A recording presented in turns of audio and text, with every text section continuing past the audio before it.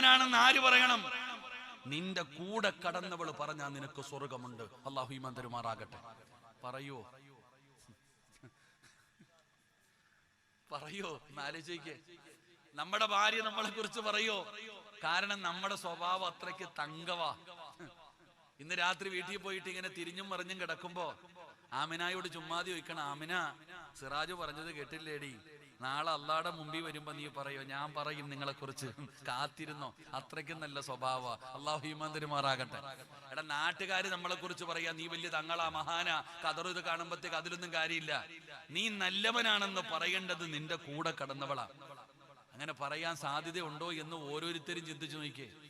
എടാ, ചില ആണുങ്ങൾ ഭർത്താവിനോട് പറയും, ഉസ്താദ് വഴു പറഞ്ഞു കേട്ടോ, നീ സ്വർഗത്തിൽ പോണെങ്കിൽ എന്റെ പൊരുത്തം വേണം, നിനക്ക് സ്വർഗത്തിൽ പോണെങ്കിൽ എന്റെ പൊരുത്തം വേണം. ഡീ, എന്റെ മൂക്കിനകത്ത് നിന്ന് ചീഞ്ചല ഒഴുകി വന്ന അതുവരെ നീ തുടച്ചെടുക്കണം. ഭർത്താവ് ഭാര്യയോട് പറയാ, അള്ളാഹു ആരുടെയെങ്കിലും മുമ്പിൽ സുജൂദ് ചെയ്യാൻ പറയുമായിരുന്നെങ്കിൽ ഭാര്യ ഭർത്താവിന്റെ മുമ്പിൽ സുജൂദ് ചെയ്യാൻ പറയുമായിരുന്നു. ഭാര്യ ഉപദേശിക്കാം, സ്വർഗത്തിൽ പോണെങ്കിൽ ഞാൻ വിചാരിക്കണോന്ന്. എടാ ചങ്ങാതി, നീ പോണെങ്കിൽ ഓള് വിചാരിക്കണം. എടാ, ഈ കഞ്ചാവും കള്ളു പഠിച്ചു കിടക്കണം, നീയാ പോയിട്ട് പെണ്ണിനോട് പറയുന്നത്, സഹോദരാ, നിനക്ക് അവളുടെ പൊരുത്തം വേണം, അവള് നിനക്ക് വേണ്ടി അള്ളാഹുവിന്റെ മുമ്പിൽ സാക്ഷി പറയണം, എങ്കിലേ സ്വർഗത്തിൽ പോകാൻ പറ്റൂ. അള്ളാഹു ഭാഗ്യം തരുമാറാകട്ടെ. അള്ളാഹു ഭാഗ്യം തരുമാറാകട്ടെ. പറയണമെങ്കിൽ നീ ഭർത്താവാകണം. ആ പെണ്ണിനെ പരിഗണിക്കേണ്ട രീതിയിൽ നീ പരിഗണിക്കണം. നാട്ടുകാരെ പരിഗണിച്ചിട്ട് കാര്യമില്ല, ഓളെ പരിഗണിക്കണം. സ്വന്തം ഭാര്യയെ പരിഗണിക്കണം. കെട്ടിക്കെട്ട് വീട്ടിൽ കൊണ്ടുവന്നിട്ട് വേലക്കാരിയെ പോലെ ഇട്ടിട്ട് കാര്യമില്ല. അതൊരു മനുഷ്യ ജന്മമാണെന്നുള്ള ബോധം നിനക്കുണ്ടാകണം. എല്ലാരും ഭാര്യമാരെ കുറിച്ച് പറയുമ്പോ എന്തോ വലിയ കഷ്ടപ്പാട്, ത്യാഗം പോലെ.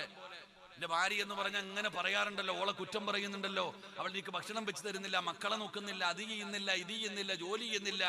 എന്റെ പൊന്നാര ചെറുപ്പക്കാരാ, നിനക്ക് ദീൻ അറിയാഞ്ഞിട്ടാ മോനെ.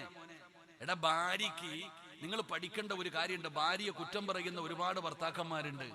എടോ, സിറാജ് വിവാഹം കഴിച്ചവനാ. സിറാജിന്റെ ഭാര്യയ്ക്ക് എനിക്ക് വസ്ത്രം കഴുകി തരണമെന്നോ, എനിക്ക് ഭക്ഷണം വെച്ചു തരണമെന്നോ, എന്റെ മാതാപിതാക്കളെ നോക്കണമെന്നോ, എന്റെ വീടും വൃത്തിയാക്കണമെന്നോ എന്റെ ഭാര്യയ്ക്ക് ഒരു നിർബന്ധവും ഇല്ല. വേണമെങ്കിൽ ഞാൻ വേലക്കാരി വെച്ച് ചെയ്യിപ്പിക്കണം. അല്ലാഹു ഈമാൻ തരുമാറാകട്ടെ. അല്ലാഹു ഈമാൻ തരുമാറാകട്ടെ. ഉസ്താദന്മാരൊക്കെ ഇരിക്കുന്നല്ലോ, ഖതീബുള്ള ഒരുപാട് ഉസ്താദന്മാർ ഇവിടെ ഇരിക്കുന്നല്ലോ. ചോദിക്ക്, അള്ളാന്റെ ദീനിൽ എവിടെയെങ്കിലും നിന്റെ ഭാര്യയ്ക്ക് നിനക്ക് ചോറ് വെച്ച് തരണമെന്ന് നിർബന്ധമുണ്ടോ? നിനക്ക് തുണി കഴുകി തരണോ നിർബന്ധമുണ്ടോ? നിന്റെ വാപ്പായ്ക്കും ഉമ്മായ്ക്കും കൂടെ പുറപ്പിനും വെച്ച് വിളമ്പി കൊടുക്കണം നിർബന്ധമുണ്ടോ? ഒരു നിർബന്ധവും ഇല്ല. വേണമെങ്കിൽ നീ ആളെ വെച്ച് കൊടുക്കണം. പെണ്ണ് കിട്ടാൻ ആരാ പെണ്ണ് കെട്ടേണ്ടത്? ഭാര്യയ്ക്ക് ചെലവിന് കൊടുക്കാൻ കഴിവുള്ളവനെ പെണ്ണ് കെട്ടാവൂ. അല്ലാഹു ഈമാൻ തരുമാറാകട്ടെ. പെണ്ണുങ്ങൾക്ക് എഴുന്നേറ്റ് നിന്ന് കൈയടിക്കണമെന്ന് ആഗ്രഹമുണ്ടല്ലേ? ആദ്യമായിട്ട് ഒരു ഉസ്താദ് ഇങ്ങനെ വയത് പറയണം, നിങ്ങൾക്ക് ആഗ്രഹമുണ്ട്, നിങ്ങളുടെ തല മുകളിൽ എത്താറായി,